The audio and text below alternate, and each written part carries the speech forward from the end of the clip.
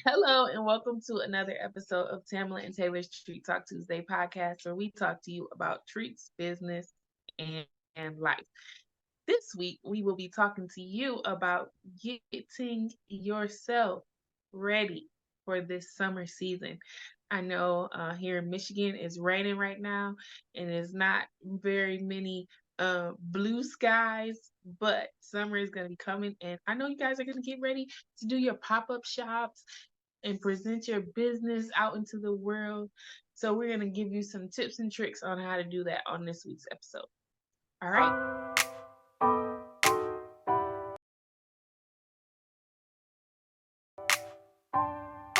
Hi, everyone, and welcome to Tamla and Taylor's Treat Talk Tuesday. I am Tamala, owner of Torlitas for that sweet and crunchy taste. Torlitas is a dessert company located right here in the state of Ohio, where I specialize in salty, sweet treats. If you want to know more about me and my business, go to at Torlitas on Instagram at T as in Tuesday, ORLITAS. Over to Taylor. I am Taylor, owner of Taylor's Kitchen, located in Albion, Michigan, where we make custom sweet treats for your special occasions. I can be found on all social media platforms at Sweet Spirit Treats. All right. So we are talking about getting our pricing in order and what systems we use for finances this week on the podcast. As you heard, we talk about treats, business, and life, and we have treat businesses in our real lives. So, what systems do you use to track your finances, Tamala? So yeah, I use a couple of different things. I do have Stripe, I do have Square, and I do have PayPal. So these are all kind of um, work in tandem with each other, work Mm, collectively with each other. So that's pretty much my tracking system. Now I'm open to other tracking systems and things I need to really set up, but kind of pen to paper, it's an old school way, but it's my way. yeah. Well, it's definitely nothing wrong with pen to paper. In fact, a lot of people still do track everything that way. I noticed that the systems that you were talking about were more of payment processing systems. So we want to know what the well, we're going to tell you what you guys could use to track the finances for your entire business. Because as we know, when we just sell a slice of cake, that may be, just one part of the finances that we need to track. But what about the expenses? How much did it cost you to make that cake? Did you consider um, your overhead costs? Did you consider how you keep track of the bills you pay for your business? Do you have a website? Do you have a bank account set up where all these transactions are going through? Or are they mixed with your personal finances? If they are, please separate. It's easier that way. Life is easy. So, those are a couple of things that as a business owner, when I first started out, if I came up with this price out of thin air for this piece of cake, so $5 sounds good. You know what I mean? It sounds like a good number Mhm. for me to be selling this cake for. So I go and I'm like, all right, $5 for this piece of cake. And at the end of it, you're like, yeah, I sold the whole cake. I made about $40. Next cake, I'm gonna charge $40, right? Okay, next time you charge $40 for this cake, and then you realize you got to buy some more ingredients. So since you got to buy some more ingredients, you go to the store with your $40 to buy the ingredients, and you want to make this cake from scratch. You don't want to use, box cake, or you may even use box cake. But if I do a box cake recipe, I still add an extra egg, some sugar, some flour, some flavoring, and now you're like, man, I only got $5 left. You know where you went wrong. You didn't know how much you were spending in the first place to make this cake. So now that we thought about like all of these things. We made some sales. We realized we didn't really charge enough. Where do you go from here? And what card did you use to purchase these things? Did you do everything with cash? Now you don't really have any records. And you're just like, yeah, I'm going to do it all again next week. But you don't have a way to keep track of anything that you did. So we're going to talk about some systems that we use. I'm going to personally recommend a book that I've read that helped me get things in order for the finances in my business. You got anything for us, Tamla? Yeah, so everything is wonderful when you're a creative type person. Someone said, keeps telling you, you make great cakes, you make great cupcakes. You really should sell these. Oh, I want a cake, or I want some treats or chocolate treats. Oh, how much are you going to charge? The person, most women, okay, will say, oh, I don't want to charge too much, or oh, I won't charge you anything. And then you're in the hole, okay? Yeah. You're in the hole, within your finances. Or you really have to think about, and nobody likes to do the numbers, right? Nobody likes to do the numbers. You have to take your receipts, or even here's a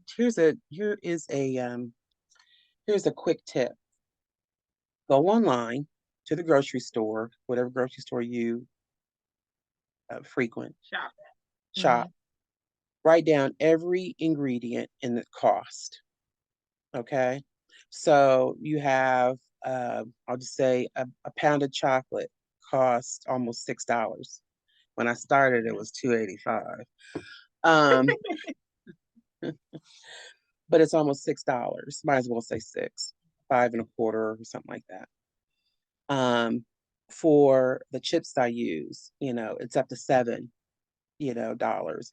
Um, the different toppings and things and the flavors, everything has grown. Has your pricing grown with that? Do you know how much are you still charging the $5 like Taylor said for a slice of cake when your raw ingredients have increased? So it's no longer a $5 piece of cake. If it is, it should be this small and not this big, Yeah. right? So, and I don't want no small piece of cake. But anyway, Because um, it's real. but you get what I'm saying is that, your raw ingredients, your raw costs, you're not going to know that unless you track it. It's really only two ways to make money in your business. Either you lower your expenses or you increase the price for things. And if you lower your expenses, meaning how much it costs for you to get the ingredients without sacrificing quality, then you will be able to then you'll be able to see more money that you're getting into your business. So the book that I want to recommend to anyone who's listening, I use this system, and the book is called Profit First. And so a lot of times in small business, we don't even consider a profit. We're like, okay, I make this much, it costs this much, and I work this many hours. Boom, those three things. Uh, labor, expenses, and labor Overhead. expenses and maybe sometimes people say I'll yeah, labor expenses and overhead. Right. So we have those three things. My business that if I'm so if I am so if I am charging for labor, yes, I do get paid a labor, but the overhead is going to the gas, light, and electric company, and then the expenses are going to the store that I paid to get the products. So what's going to be left for your business? What are you going to use to pay for your website? What are you going to use to expand your product listing? What are you gonna use to be able to print stickers or flyers? Or if you have cake boxes and you want to put your logo on them, like where are you gonna get all of that money from, right? So these are the things that come from profit. You have to be able to make a profit in your business aside from the labor, the expenses, and the overhead, because the expenses and the overhead aren't going to stay with you. And you do have to pay yourself because you are doing all of the work from the business. So you don't want to be working for free for the rest of your life. So you have to find another way to add in money into your business so that you can keep growing and you can keep expanding. It was a time when I didn't um it was a time when I didn't pay myself, and I genuinely didn't know how to pay myself. I didn't know how much I should be getting paid. I didn't know um hourly rate, yearly rate, but that was simple to find out. Um, I just Googled how much do bakers get paid in the state of Michigan. Okay. So bakers get paid this much in the state of Michigan. All right. So now I'm like, all right, they get paid this much. This is how much I know. This is how much experience I have. I think this amount is a good amount for me to pay myself per hour.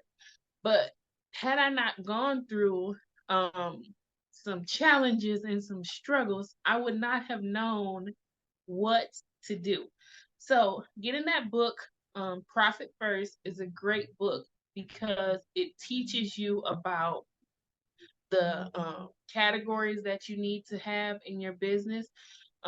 Just having profit, operating expenses, and then your owner's compensation, because you do have to pay yourself because you are running the business. You can't keep using personal finances to fund your dreams and not seeing any type of return. So that book is really great for showing you how to get um, profit, even if you don't have lots of sales coming in, because everything is really based on percentages.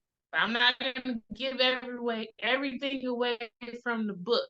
However, it is a really great book, and I recommend that any business owner um, take that model and really look at it. And as far as like the systems that you can use, like Tamla said, you can do pen to paper to track your expenses. You can do Excel sheets; those work really well. Or you can do something like um, a system like QuickBooks that will link all of your transactions from your account to the software, and you'll eventually be able to get people on your team to help you out. Another thing that being a small business, I didn't ever think I needed accountants.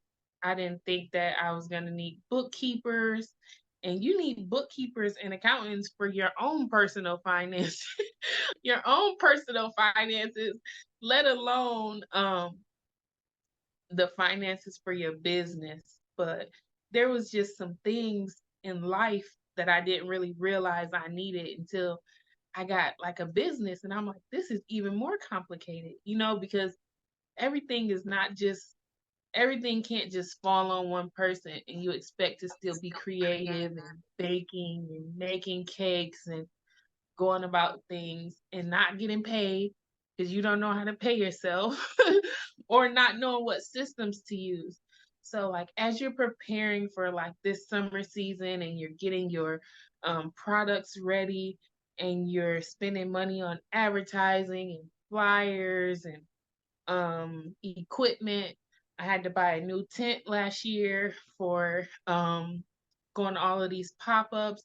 Had to get some chairs, all of those things.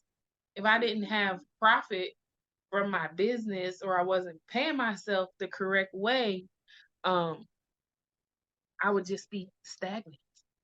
And we don't want to be stagnant in business because we work so hard on those products and we are getting some money from them, but we just have to have a pricing model that's set up for us to be able to succeed. Yeah, and that pricing model will show you where you can pull back from, and where you need to lean in. So if you're not paying yourself, or you're going to be frustrated, right? You're going to be different Yeah. sipping from different pots in order to make ends Hmm. meet and things like that. So, one thing that I want to say is, when you are a baker, and this is one of the points I wanted to say before. If you're a baker or sweet treat maker and you have a great product, people have said you need to go into business and things like that. I'm reading a series of books, really. It's called the E Myth. E Myth, uh, E Myth is by Michael Gerber. And what he says is, pretty much how we as creatives, you know, we love to create. If you're working, you want to get out of your job, you don't want to work for the boss, you want to be the boss, right? You want to be the face of things, you want to run stuff, you have it in your brain, you probably work for another a sweet treat maker. You're like, okay, I can do that. I can do what they're doing. I can go out on my own, right? Right. However, when it comes to bookkeeping, when it comes to accounting, when it comes to keeping track of things, you just want to bake cakes or you just want to make your sweet treats. It's not all in a basket like that, okay? So you have a technical side, you have a creative side, and you have a side where the system needs to work for you. You have to set up your systems. A system is a QuickBook that Taylor just mentioned. A system is a Square. A system is your other payment processors, right? Setting up a system to track your costs is imperative to your business. We don't have big corporate orders, right? Or large scale corporate orders where we can buy bulk, right? But there might be a restaurant warehouse where you can buy wholesale. And you can ask any company that you go to if you can buy wholesale with that. I don't care if it's Kroger, Meyer, wherever. You can ask them if you can buy wholesale instead of retail. All you need to present to them, I think, is your business license or your EIN. Check with them and see if you can do that, by the way. Um, but you can buy That's a great tip. wholesale. Thank you.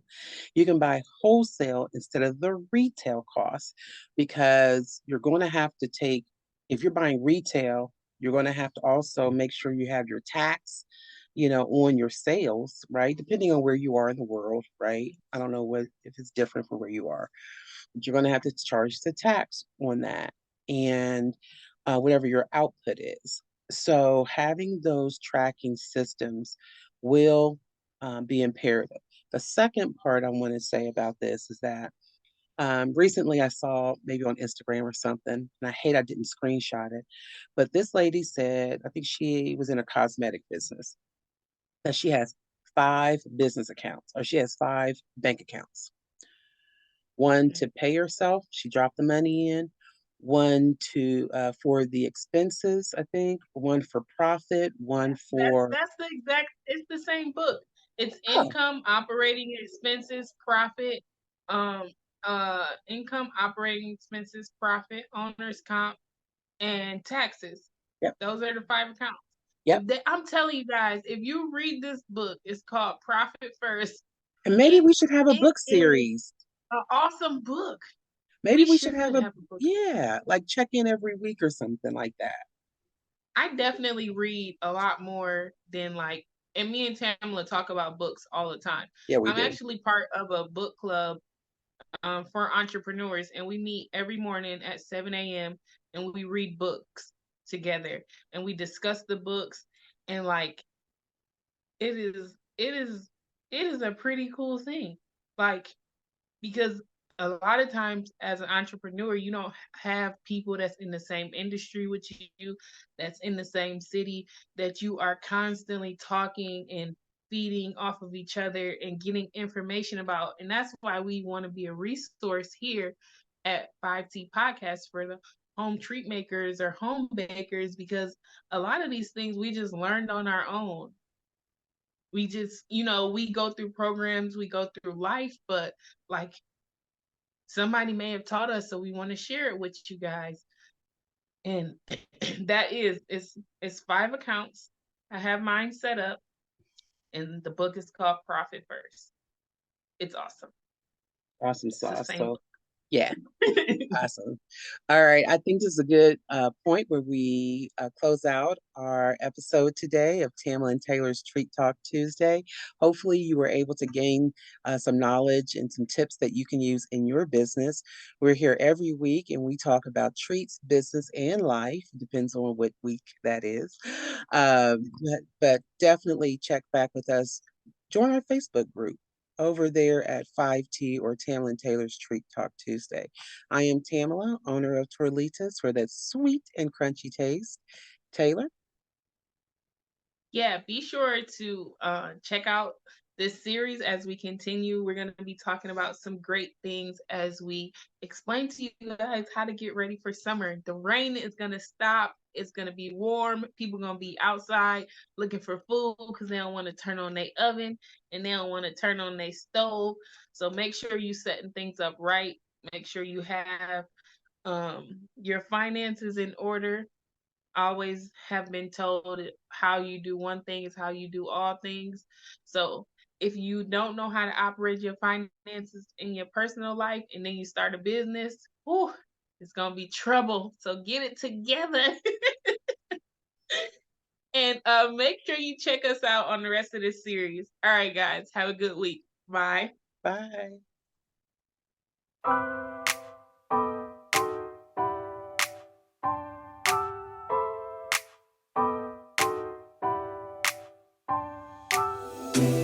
I gotta tell you something I could do. I could be right.